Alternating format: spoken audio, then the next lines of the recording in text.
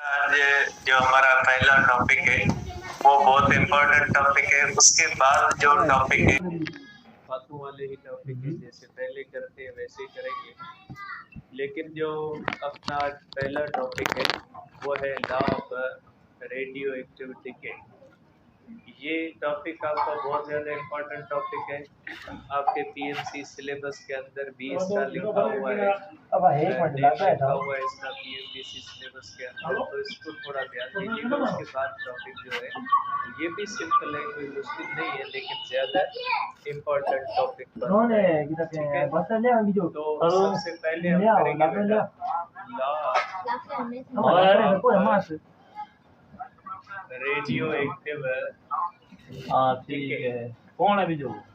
Law of radio active decay क्या कहता है, या law of radio active decay किसको ठीक कहा है। हम जाता देखो भला गोली आ रही थी। देखिए इसके अंदर गोली आ रही थी, तेज रही थी। आपके माइंड में होने चाहिए। इसके अंदर हम एक इस्तेमाल करेंगे बेटा, हाँ N N naught. N naught का मकसद है नंबर ऑफ यारे आज तक क्या पड़ा है नंबर आइटम्स एट और इनिशियल हाँ स्टेज। अगर आप कोई भी रेडिएशन सब्सटेंस ले रहे हो और आप देखना चाहते हो कि उसमें जो रेडिएशन इमिट हो रही है वो रेडिएशन कौन से रूल्स को फॉलो करती है, तो उस ऑब्जर्वेशन के लिए आप जितनी एटम्स की तादाद इनिशियली लोगे उसको आप क्या कहोगे, एन नॉट कहोगे। अब यहाँ पे जो एन होगा, ये एन होगा नंबर ऑफ अनडिकेड एटम्स। इसको हम कहते हैं नंबर ऑफ अनडिकेड एटम्स। अब ये नंबर ऑफ अनडिकेड एटम्स क्या होते हैं वो बताता हूँ, पहले ये टर्म लिख ले। और डेल्टा एन जो होगा ये हो जाएगा नंबर ऑफ डिसइंटीग्रेशन। इसको हम कहते हैं नंबर ऑफ डिसइंटीग्रेशन। ठीक है, अब law of radio active decay क्या कहता है इसको समझे। सपोज करें आपके पास, ठीक है, सपोज करें आपके पास बेटा इस तरह से आपने 100 जो है, आपने इस तरह से एन नॉट जो आपने रखा है वो एन नॉट है आपके पास 100 बेटा। सपोज कर लेते हैं कि एन नॉट कितना है बेटा, एन नॉट है 100। आपने थेरियम के 100 एटम्स लिए बेटा, थेरियम के एटम्स है आपके पास 100। आप देखना चाहते हो कि उसमें रेडिएशन जो निकलती है वो कौन से रूल्स को फॉलो करती है। सपोज करें इसके अंदर आफ्टर 1 सेकंड या आफ्टर 1 डे इसमें 10 अल्फा निकले हैं, तो ये जो अल्फा की तादाद निकलती है डेल्टा एन, उसको कहा जाता है। सपोज करें इसमें से 10 अल्फा निकल गए तो डेल्टा एन क्या हो जाएगा, 10 हो जाएगा। ठीक है, नजर अच्छे में कोई नजर आ रहे बेटे बीच। तो डेल्टा एन जो होगा ये किसके बराबर हो जाएगा, 10 के। मीन्स अगर आपके पास थेरियम के 10 एटम्स हैं, ठीक है, एक दिन के बाद उसमें से 10 अल्फा निकल गए, ठीक है, अगर उसमें से 10 अल्फा निकल गए तो वो 10 जो थेरियम के एटम्स होंगे वो किस में कन्वर्ट हो जाएंगे, रेडियम में। क्योंकि थेरियम में से अल्फा निकलने के बाद वो किस में कन्वर्ट हो जाता है, रेडियम। तो ये एक दिन के बाद मैंने सपोज किया एक दिन, कोई ये इसकी फिक्स वैल्यू नहीं है, कोई और होगी वैल्यू। तो आप कह सकते हैं कि जो डेल्टा एन होगा, ठीक है, ये जो डेल्टा एन होगा ये कितने अल्फा निकल गए, कितने अल्फा निकल गए उसको हम कहते हैं डेल्टा एन। सपोज करें 10 अल्फा निकल गए एक दिन के बाद थेरियम में से, तो हम कहेंगे डेल्टा एन कितना है, डेल्टा एन 10 है। ठीक है, तो डेल्टा एन हम कहेंगे 10। बाकी कितने बचेंगे, बाकी बचेंगे 90। तो आप कहोगे कि जो बाकी बचेंगे n is equal to 90 means वो अनडिकेट है, उनको हम क्या कहेंगे बेटा, अनडिकेट कहेंगे। तो ये लॉ ऑफ रेडियो एक्टिविटी के जो पहली बात आपको कहता है, सपोज करें आपके पास 100 एटम्स हैं, n नॉट आपके पास 100 है, ठीक है, n नॉट कितना है आपके पास बेटा 100 है, और एक दिन के बाद अगर उसमें से 10 अल्फा निकल गए तो 10 किस में कन्वर्ट हो गए, 10 कन्वर्ट हो गए रेडियम में, बाकी कितने बचे थेरियम के 90, उनको कहा जाएगा अनडिकेट। बाकी जो रिमेनिंग होते हैं उनको हम क्या कहेंगे, अनडिकेट। तो तीन चीजें हैं, मीन्स आपने अपने ऑब्जर्वेशन के लिए जो लिया, 100 लिया, 200 लिया, 500 लिया, उसको क्या कहा जाएगा, उसको n नॉट कहा जाएगा। और उसमें से कितनी स्पेसिफिक टाइम के अंदर रेडिएशन निकल गई उसको क्या कहा जाएगा, उसको delta n means number of disintegration, इसको कहते हैं disintegration of radio active substance. तो डेल्टा एन किसको जाहिर करता है, नंबर ऑफ डिसइंटीग्रेशन। और बाकी रिमेनिंग जो होते हैं वो क्या होते हैं, नंबर ऑफ अनडिकेट। बाकी जो रिमेनिंग होते हैं वो क्या होते हैं बेटा, नंबर ऑफ अनडिकेट। तो लॉ क्या कहता है बेटा, लॉ कहता है कि ये जो डेल्टा एन होता है ये डायरेक्टली प्रोपोर्शनल होता है एन के, कि डेल्टा एन जो होता है ये डायरेक्टली प्रोपोर्शनल होता है एन के। Delta N directly proportional N का मकसद क्या है, ठीक है, इसको delta N is not directly proportional to the N naught, N naught नहीं है, delta N is directly proportional किसके, एन के। अब इसका क्या मतलब, देखिए इसको समझे, इसका मकसद है कि पहले आपके पास थे एन नॉट भी 100 था और एन भी 100 था, क्योंकि शुरू में आपके पास ओरिजिनल नंबर भी 100 है और थेरियम में कोई भी अल्फा नहीं निकला। अगर कोई भी अल्फा नहीं निकला तो अनडिकेट भी क्या है, 100 है, ठीक। अब आफ्टर 1 डे एन नॉट तो वही है जो आपने लिया, एन नॉट वही है, लेकिन एन कितना बच गया, 90, ठीक है। अब अगर पहले दिन 100 में से 10 अल्फा निकले तो दूसरे दिन बाकी आपके पास बचे 90, 90 में कितने निकलेंगे, 90 में 9 निकलेंगे, क्योंकि पहले दिन आपके पास थे थेरियम के 100 एटम, हर 10 एटम में से एक अल्फा निकला, कितने निकले, 10 अल्फा निकले, बाकी कितने बचे, बाकी बचे आपके पास 90। तो अगर 100 में से 10 निकलेंगे तो 90 में कितने निकलेंगे, 90 में 9 निकलेंगे ना। तो ये आपको कहता है कि number of disintegration directly proportional to the number of disintegration is directly proportional, किसके डायरेक्टली प्रोपोर्शनल है, अनडिकेट के, एन नॉट के नहीं है।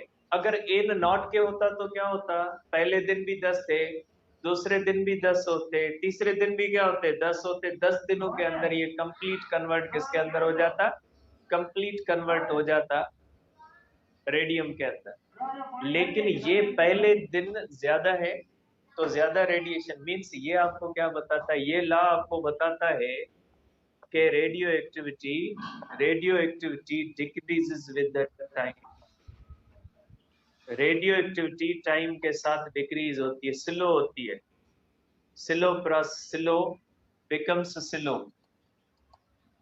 becomes slow with time।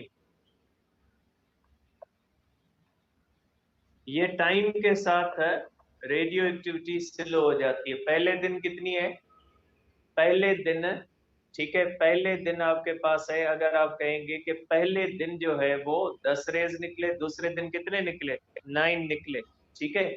तो ये पहली बात समझ गए कि delta N is directly proportional किसके होता है, एन के, मींस नंबर ऑफ अनडिकेट। दूसरे दिन 9 निकलेंगे, बाकी कितने बचेंगे, 81। तीसरे दिन उससे भी कम निकलेंगे, चौथे दिन उससे भी कम निकलेंगे, मींस वक्त के साथ रेडिएशन जो होती जाएगी वो क्या होती जाएगी, कम होती जाएगी। वक्त के साथ रेडिएशन जो होती है वो क्या होती जाएगी, कम होती जाएगी। और दूसरी बात कि डेल्टा एन जो होगा, डेल्टा एन डायरेक्टली प्रोपोर्शनल हो जाएगा डेल्टा टी के। इसका क्या मतलब? इसका मतलब है पहले दिन हुए 10, दूसरे दिन कितने हुए 9, टोटल कितने हुए 19 हुए।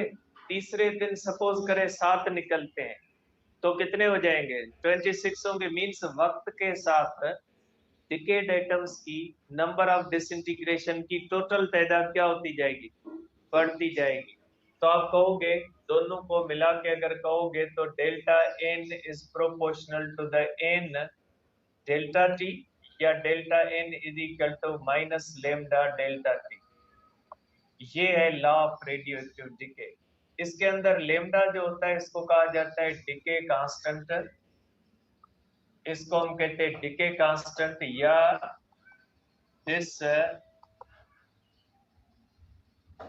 इंटीग्रेशन कांस्टेंट, इसको कहा जाता है डिके कांस्टेंट, या इसको हम क्या कहते हैं बेटा, इसको हम कहते हैं डिसइंटीग्रेशन कांस्टेंट। और माइनस साइन किसको जाहिर करती है बेटा, और lambda, lambda depends upon nature of substance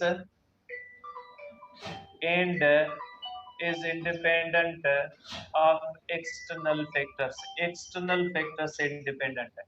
lambda depend करता है नेचर ऑफ सब्सटेंस पे। यूरेनियम का अलग होगा, थेरियम का अलग होगा, हर एक का अलग होगा। और जिसमें रेडिएशन फास्ट निकलेगी उसका अल्फा बड़ा होगा, जिसमें रेडिएशन स्लो निकलेगी उसका अल्फा क्या होगा, कम होगा। तो माइनस साइन किसको इंडिकेट करती है? Minus sign decreases with time बेटा। एन किसके साथ डिक्रीज होता है, टाइम के साथ डिक्रीज होता है। जैसे पहले दिन बेटा 100 था, उसके बाद 90 बना, उसके बाद 81 बनेगा। मींस नंबर ऑफ अनडिकेड, मींस जिसमें से अभी अल्फा नहीं निकला उनकी तादाद वक्त के साथ क्या होगी, कम होगी। ये माइनस साइन उसको जाहिर कर, ये माइनस साइन उसको जाहिर करती। स्क्रीन सही कौन दी ऑनलाइन दो ही फिर और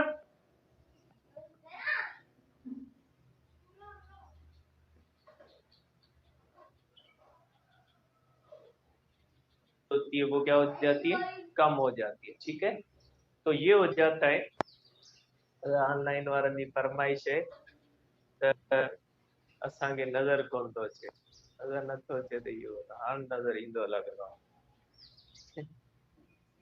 सही है, अब नजर आ रहा है। तो इसको कहा जाता है law of radio active decay. मतलब दुनिया मानन के रंगीन नथी बने। बस ठीक है, हाँ ठीक है, दुनिया जैसे माना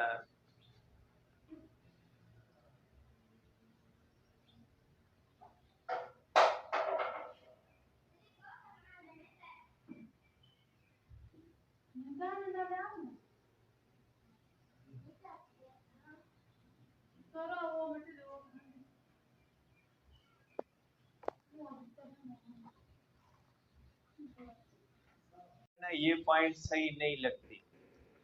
नंबर ऑफ रेडिएशन लॉ क्या कहता है, नंबर ऑफ रेडिएशन किस पे डिपेंड करती है, delta N is directly proportional to the delta N जो होता है, पहली पॉइंट कहती है एन के साथ है, एन नॉट के साथ नहीं। तो बुक की ये लाइन जो होती है ये फार्मूले से मैच नहीं करती। In the unstable nucleides of a given species, the number of disintegration delta n occurring in a time interval delta t will be given delta n is equal to minus lambda n delta t, where lambda is called, lambda को हम क्या कहते हैं बेटा, where lambda is called the disintegration or decay constant.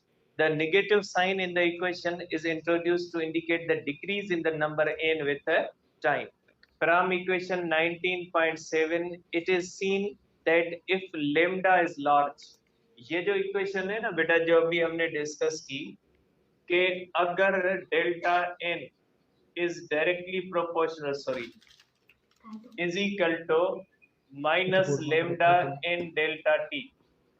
ये equation कहती है कि अगर लेमडा बड़ा है, जिस एलिमेंट का लेमडा बड़ा होगा वो तेजी के साथ डिके करेगा, मीन्स वो तेजी से रेज इमिट करेगा और वो जल्दी खत्म हो जाएगा। अगर जिसका लेमडा कम होगा वो स्लोली डिके करेगा, और स्लोली अगर डिके करेगा मीन्स वो देर तक रेडिएशन इमिट करता रहेगा। मीन्स लेमडा जो होता है उससे हमें क्या पता लगता है, कोई एलिमेंट रेज जो होगा वो जल्दी इमिट करेगा या रेज जो इमिट करेगा वो स्लोली करेगा। ठीक है, तो ये होता है लेमडा का काम। If lambda is large, more nuclei will be decaying in the same time interval. The element decays rapidly. On the other hand, if lambda is small, the element will decay slowly. The decay constant is a characteristic of the substance. कि decay constant किस पे depend करता है? Substance पे depend करता है। हर substance का अलग होता है। That decays and is absolutely independent of all external conditions such as temperature, pressure, etc. बाकी सब चीजों से, क्योंकि रेडियो एक्टिविटी खुद जो होती है वो किसी और चीज पे डिपेंड नहीं करती, वो डिपेंड करती है नेचर ऑफ मटेरियल पे, सब्सटेंस पे। जैसे बकेरल ने भी यही बात कही थी कि रेडियो एक्टिविटी इंट्रिंसिक है और कौन सा है, स्पॉन्टेनियस है। अब देखें, इसके बाद जो दूसरा लॉ है हमारे पास, इसको हम कहते हैं बेटा एक्टिविटी।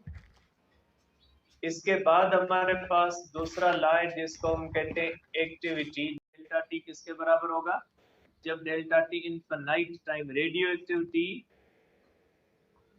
एक्टिविटी जो होती है वो लॉगरिथमिक फंक्शन है, एक्सपोनेंशियल फंक्शन है, और एक्सपोनेंशियल फंक्शन जो होता है ना वो इनफिनाइट टाइम के बाद 0 होता है। ठीक है, तो आप कहोगे कि ये एक्टिविटी होती है, और एक्टिविटी किस पे डिपेंड करती है, नंबर ऑफ अनडिकेट। पहले 100 थे, एक्टिविटी ज्यादा थी, बाद में 90 बने, एक्टिविटी कम होके 9 हो गई, बाद में 81 होंगे, एक्टिविटी क्या होगी, कम होती है। एक्टिविटी भी किस पे डिपेंड करती है, नंबर ऑफ अनडिकेट पे, और लेमडा तो कांस्टेंट होता है। और डिफरेंट एलिमेंट्स की एक्टिविटी डिफरेंट होगी, क्योंकि डिफरेंट एलिमेंट्स का लेमडा क्या होगा, डिफरेंट होगा। ठीक है, अब इसके बाद है द नंबर ऑफ डिसइंटीग्रेशन पर second is called the activity A and is taken as a positive number, hence from the equation a is equal to lambda into n। ठीक है, अब इसके बाद है रिलेटिव एक्टिविटी बेटा, इसके बाद है आपके पास रिलेटिव एक्टिविटी।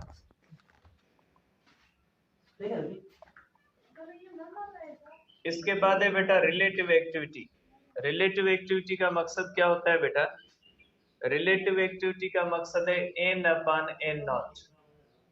अब n अपॉन n नॉट क्या होता है, देखिए बेटा, n का मकसद है undecayed upon original number, is called relative activity. और रिलेटिव एक्टिविटी भी टाइम के साथ क्या होती है, कम होगी या बढ़ेगी। देखिए, पहले दिन अनडिकेड भी 100 और ओरिजिनल नंबर भी 100, रिलेटिव एक्टिविटी क्या है 1। दूसरे दिन अनडिकेड 90 अपॉन 100 क्या हो जाएगा 0.9। तीसरे दिन हो जाएगी 81 अपॉन 100 क्या होगा 0.81। इसका मकसद है relative activity also decreases with the time. और ये इस तरह से इसका फार्मूला होता है equal to minus E minus lambda into T. Relative activity also decreases with time। Relative activity भी क्या होती है, टाइम के साथ क्या हो जाती है बेटा, कम हो जाती है। The ratio n upon n naught is defined as a relative activity, where n naught is the number of parent nuclei at the initial stage, starting time। Thus if we plot, अब ये graph में half life के बाद आपको बताता हूँ, graph को half life पढ़ने के बाद डिस्कस करते हैं। The above curve shows that the radioactivity decay process is exponential in nature। बेटा ये ग्राफ आपको ये इक्वेशन बताती है एक्सपोनेंशियल नेचर है। एक्सपोनेंशियल नेचर का ग्राफ ऐसे बनता है, ये इसका मकसद है infinite time is required to be zero। ठीक है, रेडियो एक्टिविटी को इनफाइनाइट टाइम चाहिए जीरो होने के लिए, क्योंकि ये इस तरह पैराबोलिक कर्व है, और पैराबोलिक कर्व जो होगा वो जीरो पे तब जाएगा जब इन्फिनिटी आएगी। जैसे आप बॉयल्स लॉ पढ़ते हो ना, प्रेशर बढ़ाने से वॉल्यूम कम होगा, लेकिन प्रेशर जब इनफाइनाइट होगा तो वॉल्यूम क्या होगा, zero.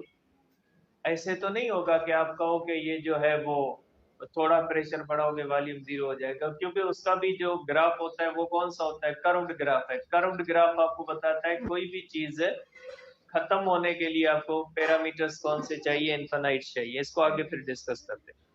The number of radio active atoms decreases rapidly in the beginning, के शुरू के अंदर रेडियो एक्टिविटी फास्ट होती है, तो बहुत तेजी के साथ जो है वो ये कम होना शुरू हो जाते हैं। And then the decay slows down, और उसके बाद डिके क्या हो जाता है, स्लो हो जाता है। पहले तेज होता है, बाद में स्लो हो जाता है एज द टाइम पासेस। अब इसके बाद ये इक्वेशन है, जो इक्वेशन मैंने लिख दी है, यहाँ से आप लिख सकते हैं n is equal to n naught e power minus lambda into T, आप कर सकते। अब इसके बाद है बेटा हाफ लाइफ। इसके बाद जो हमारा नेक्स्ट टॉपिक है बेटा ये है हाफ लाइफ। बेटा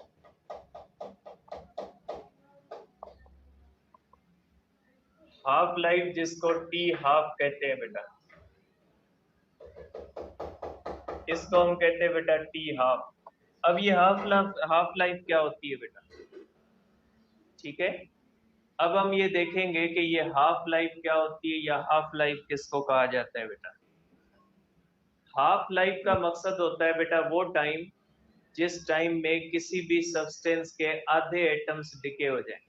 जैसे फॉर एग्जांपल यहाँ पे एक एग्जांपल दिया हुआ है, रेडियम है बेटा। रेडियम की हाफ लाइफ है 1590 साल। अगर आप रेडियम के 100 एटम्स लोगे तो 1590 साल के बाद उसके 50 एटम किसी और चीज के अंदर कन्वर्ट हो जाएंगे। वो टाइम जिस टाइम के अंदर किसी भी सब्सटेंस के आधे एटम्स किसी और में कन्वर्ट हो जाए उसको कहा जाएगा हाफ लाइफ। रेडियम की कितनी है, 1590। अगर आपके पास रेडियम के 100 एटम्स हैं तो 1590 साल के बाद वो 50 बचेंगे। अब आपके पास 50 हैं तो 1590 साल के बाद वो 25 होंगे। ऐसा नहीं कि आप समझो 1590 में 50 और 1590 में 0, नहीं, क्योंकि delta N directly proportional to N है। पहले 100 थे तो 1590 साल में 50 बचेंगे, अब 50 है तो 1590 साल में 25 बचेंगे, अब 25 है तो 1590 साल में 12.5 होंगे। इस तरह से अगर आप फ्रैक्शन बनाते जाओगे तो फ्रैक्शन जीरो कब होगी, इनफाइनाइट टाइम के बाद। इसीलिए तो हम कहते हैं कि रेडियो एक्टिविटी जो होती है वो एक्सपोनेंशियल इन नेचर है। इनफाइनाइट टाइम चाहिए होता है उसको कंप्लीटली खत्म होने के लिए, ठीक है। तो आप कहोगे equation established in the article 6 above indicates that an infinite time is required for the radioactivity to disappear completely. Since all the substances are the same in this regard, a more qualitative and useful term half-life is often used to distinguish one radioactive substance from the other. Half-life time, or simply the half-life denoted by T half, is defined as the time required for the radioactive substance to decay to one half of its initial number. Thus, to determine the half life we can solve equation। अब ये किसकी equation होती है बेटा, half life की।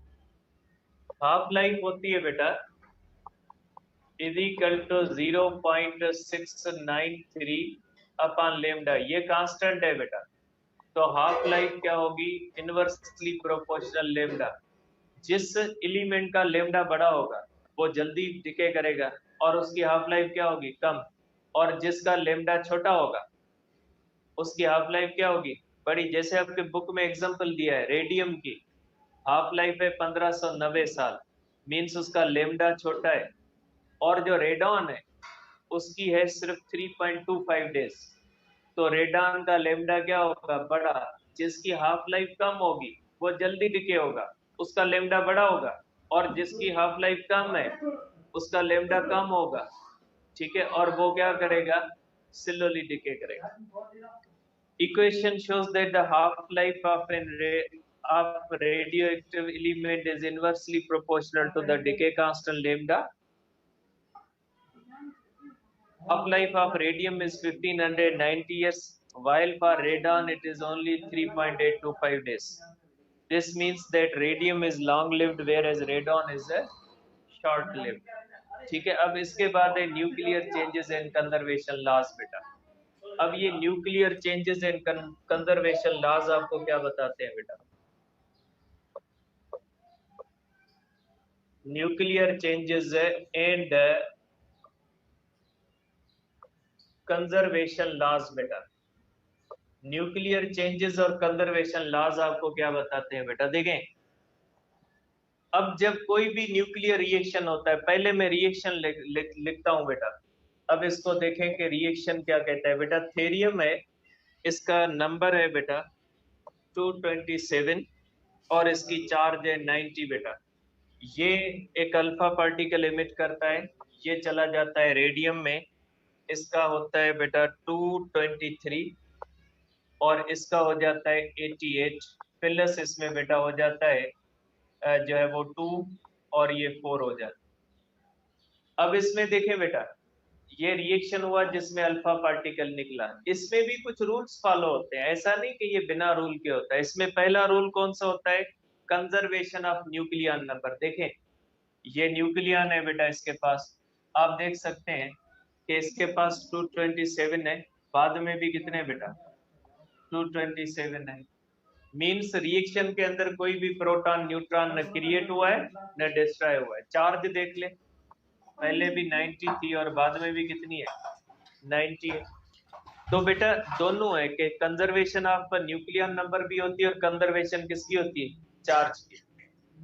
अब इसमें conservation of energy होती है। कंजर्वेशन ऑफ एनर्जी का क्या मतलब बेटा? देखें, पहले थेरियम है, सपोज करें थेरियम जो होता है ये रेस्ट में है, तो इसकी काइनेटिक एनर्जी 0 है, मोमेंटम भी 0 है, ठीक है, इसकी काइनेटिक एनर्जी भी 0 है और मोमेंटम भी क्या है बेटा 0 है।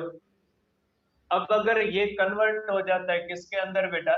कन्वर्ट हो जाता है रेडियम के अंदर, और प्लस इसमें क्या हो जाता है?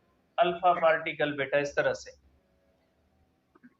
अब इसके बाद इसमें होता है अल्फा पार्टिकल, इसकी भी बेटा काइनेटिक एनर्जी 0 नहीं होती, इसकी भी काइनेटिक एनर्जी 0 नहीं होती, इसका भी मोमेंटम 0 नहीं होता, इसका भी मोमेंटम 0 नहीं होता। देखिए, पहले थेरियम जो होता है वो रेस्ट में है, काइनेटिक एनर्जी भी रेस्ट में है, काइनेटिक एनर्जी भी 0 और मोमेंटम भी 0। अल्फा निकलने के बाद, अल्फा तो रेस्ट में नहीं होगा ना, अल्फा की काइनेटिक एनर्जी होगी। अब एनर्जी आई कहां से? Energy can not be created, can not be destroyed.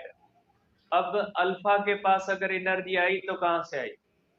अगर थेरियम के जो रेडियम का न्यूक्लियस बना वो भी रेस्ट में नहीं होगा, वो भी रिकॉइल करेगा, अगर उसके पास एनर्जी आई तो भी कहां से आई? तो यहाँ पे होता है मास डिफेक्ट, यहाँ पे आता है कॉन्सेप्ट आता है मास डिफेक्ट का बेटा, इसको हम कहते हैं मास डिफेक्ट, जिसको हम कहते हैं डेल्टा एम। देखिए बेटा, मैंने आपको कल कहा था मास नंबर अलग चीज है, मास अलग है। तो रिएक्शन के अंदर कंजर्वेशन ऑफ मास नहीं होती, कंजर्वेशन ऑफ मास नंबर होती है। न्यूक्लियर रिएक्शन के अंदर बिफोर एंड आफ्टर रिएक्शन मास बराबर नहीं होता। आप देख ले आपके बुक को बेटा, बुक को खोले, मैं उसी में बताता हूँ। बुक में बेटा पेज नंबर 310 खोले। अब इसके अंदर देखें बेटा, थेरियम का मास कितना है? थेरियम का जो मास है बेटा वो है 227.027 यूनिट्स बेटा, ये वो कार्बन के हिसाब से यूनिट्स लिखा हुआ है। और रेडियम का मास कितना है बेटा? रेडियम का मास है 223.018 यूनिट्स, और अल्फा पार्टिकल का मास कितना है बेटा? 4.002 यूनिट्स। अब देखें, अगर आप इन दोनों को सम करते हो, दोनों की अगर सम कर लें तो दोनों का मास कितना आता है बेटा? अगर इसको दोनों को बेटा अगर इसको इस तरह से कर ले बेटा 227.027 इसमें से 223.18 जो होता है ये बनता है और अल्फा पार्टिकल बनता है, बाकी कितना हो जाता है इसमें 0.007 यूनिट्स। आप देख ले बेटा थेरियम का मास बड़ा है, उसमें से बनने वाले दोनों का मास अगर इस थेरियम से माइनस करते मीन्स थेरियम का मास इतना ज्यादा है, मीन्स रिएक्शन में मास जो है ना वो बैलेंस नहीं है, पहले मास ज्यादा है बाद में मास क्या है कम है, इसको हम कहते हैं मास डिफेक्ट, इसको हम कहते हैं मास। ये मास कहाँ गया, ये मास गया एनर्जी बनाने में, और ये जो एनर्जी बनती है ना यहाँ पे इनको जो काइनेटिक एनर्जी और मोमेंटम मिलता है ना, ये काइनेटिक एनर्जी कहाँ से आती है, इस मास से आती है।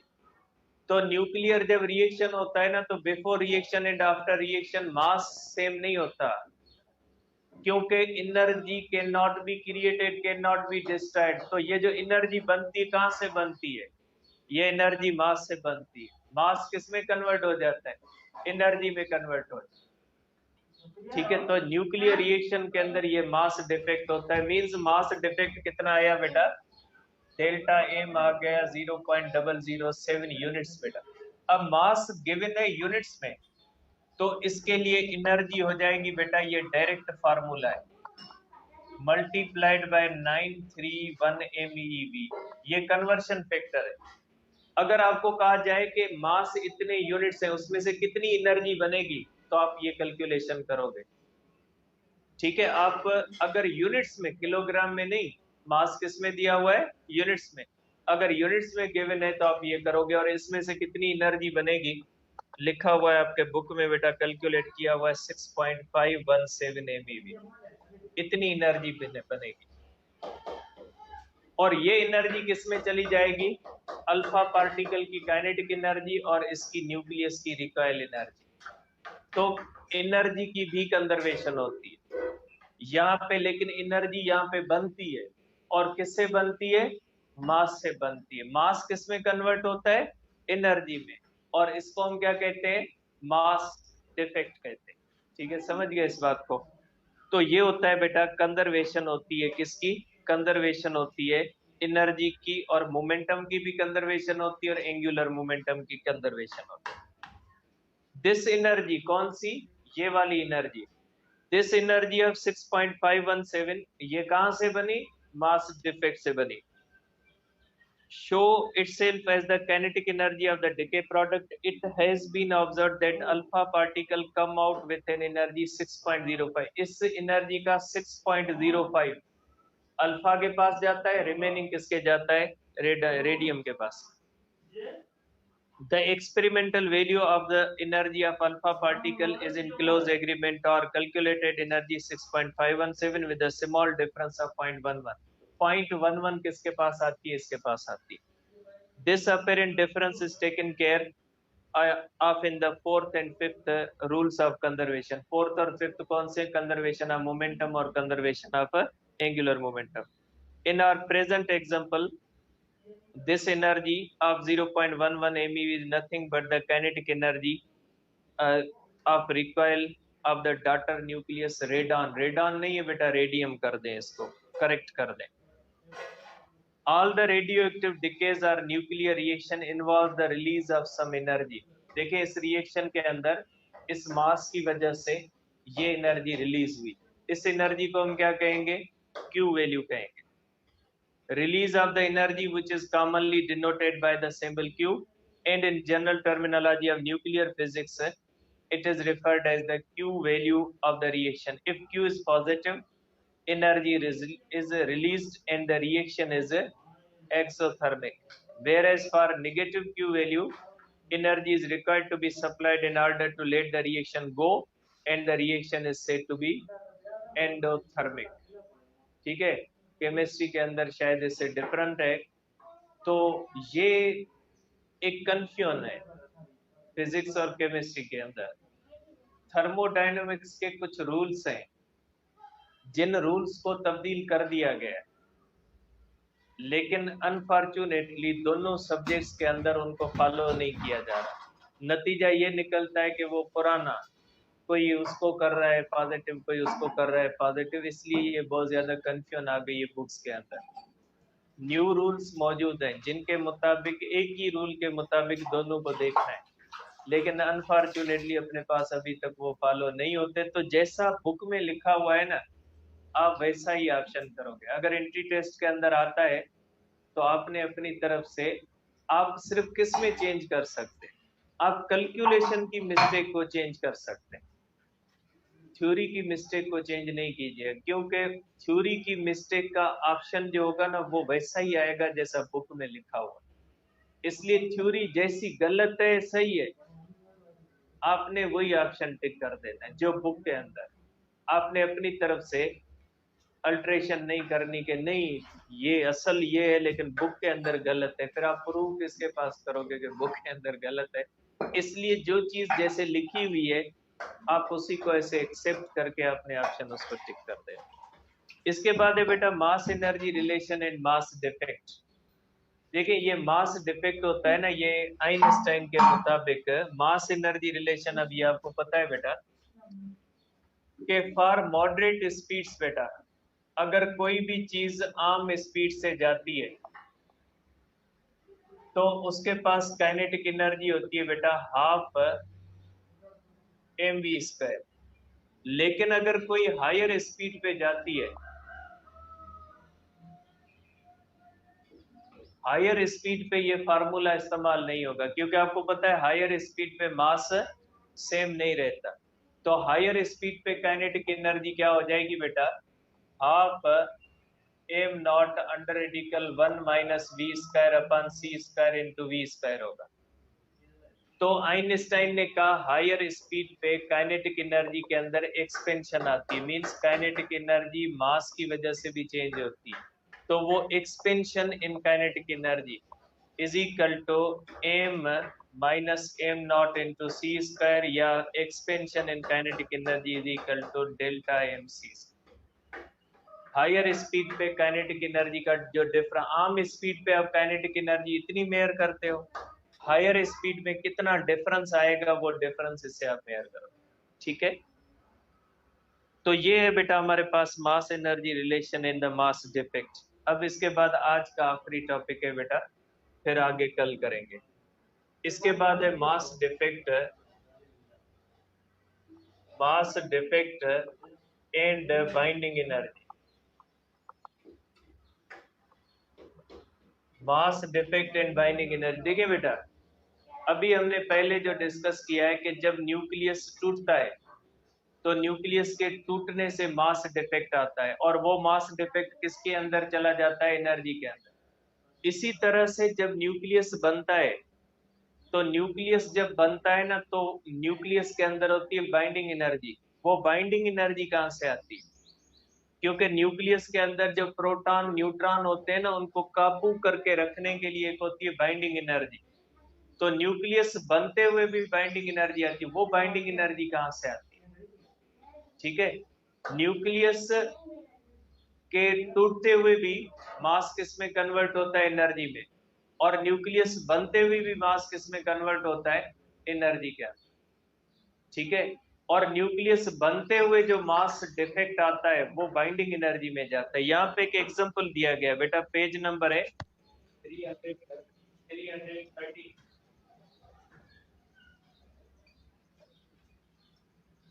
बेटा पेज नंबर है 313, mass defect and binding energy. अब इसके लास्ट पैरा के अंदर एक एग्जांपल दिया गया, we can illustrate the case by the following example for deuteron.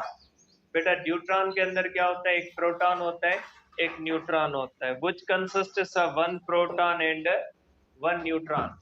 अब देखिए बेटा मास ऑफ द प्रोटॉन कितना है, 1.672 पर 10 पावर माइनस 27, और मास ऑफ न्यूट्रॉन कितना है, 1.6748 10 पावर माइनस 27 किलोग्राम। दोनों का सम कितना है, 3.3472 10 पावर माइनस 27 किलोग्राम। तो इसका मकसद है प्रोटॉन और न्यूट्रॉन का कलेक्टिवली मास कितना है, 3.3472 10 पावर माइनस। अब ये दोनों मिलके अगर ड्यूट्रॉन बनाते हैं तो ड्यूट्रॉन का मास कितना होना चाहिए, उतना ही जितना इन दोनों का होता है, लेकिन ड्यूट्रॉन का मास कितना है, ड्यूट्रॉन का मास है 3.343 10⁻26 के बनाने वालों का मास ज्यादा है, बनने वाले का मास कम है। मीन्स जब न्यूक्लियस बनता है तो भी क्या हो जाता है, मास डिफेक्ट आता है, और वो मास डिफेक्ट किसमें चला जाता है, बाइंडिंग एनर्जी। न्यूक्लियस टूटते हुए वो चला जाता है कैनेटिक एनर्जी के अंदर, न्यूक्लियस बनते हुए वो किसमें चला जाता है, बाइंडिंग एनर्जी में। अब यहाँ पे मास डिफेक्ट कितना है, ये 0.0041 10⁻27, यहाँ पे मास किलोग्राम के अंदर दिया हुआ है। जब मास किलोग्राम के अंदर होता है ना, तो उसमें से कितनी एनर्जी बनेगी वो आप करोगे mc स्क्वायर। अगर मास यूनिट्स में दिया जाता है तो आप क्या करोगे, मल्टीप्लाइड बाय 931 MeV, लेकिन यहाँ पे मास किसमें दिया हुआ है, किलोग्राम में। तो यहाँ से एनर्जी कितनी बनती है बेटा, 2.3 इंटू 10 पावर बेटा -6 है, -6 नहीं, इसको +6 कर दे, ये मिस्टेक है, कैलकुलेशन मिस्टेक। कैलकुलेशन मिस्टेक को आप करेक्ट कर सकते हैं। 2.3 इंटू 10 पावर -6 नहीं है, +6 है, मीन्स 2.3 MeV। ये क्या बनती है बेटा, ये बनती है बाइंडिंग एनर्जी। इस बाइंडिंग एनर्जी, ये बाइंडिंग एनर्जी होती है ड्यूट्रॉन की। अब इस बाइंडिंग, ये बाइंडिंग एनर्जी दो को मिलती है, एक प्रोटॉन को मिलती है और एक न्यूट्रॉन को। अगर अकेले अकेले की करें तो उसको कहते हैं बाइंडिंग एनर्जी पर न्यूक्लियन। पूरे ड्यूट्रॉन की बाइंडिंग एनर्जी है 2.3 MeV। अब ड्यूट्रॉन के अंदर दो पार्टिकल है, हर पार्टिकल की कितनी होगी, 2.3 डिवाइडेड बाय 2, क्योंकि उसके अंदर पार्टिकल कितने हैं, दो। तो ये हो जाएगी, हर पार्टिकल की होगी 1.1 MeV, जिसको कहा जाता है पैकिंग फ्रैक्शन। पैकिंग फ्रैक्शन का मकसद है बाइंडिंग एनर्जी पर न्यूक्लियन, अकेले particle. Another useful quantity for the nucleus is the binding energy per nucleon or the packing fraction. The value of the packing fraction of neutron is 1.1 MeV. हर एक 1.1 neutron की, 1.1 proton की। A large value consistent with the observation that the combination of 2 protons and 2 neutrons. अगर किसी भी nucleus के अंदर 2 proton 2 neutron है, even number है, तो ये मैजिक नंबर है, इसको मैजिक नंबर कहा जाता है। डिटेल्स में नहीं जाते कि दो दो जो होता है, इवन जो होता है, ये मैजिक नंबर है। मैजिक नंबर्स वो होते हैं जिन नंबर वाले न्यूक्लियर बहुत ज्यादा स्ट्रॉन्ग टाइटली बाउंडेड होते हैं। डिटेल्स में नहीं जाते क्योंकि इतनी डिटेल्स नहीं, मैजिक नंबर्स होते हैं, उन मैजिक नंबर में से ये मैजिक नंबर है। A large value consistent with the observation that the combination of 2 protons and 2 neutrons is very stable.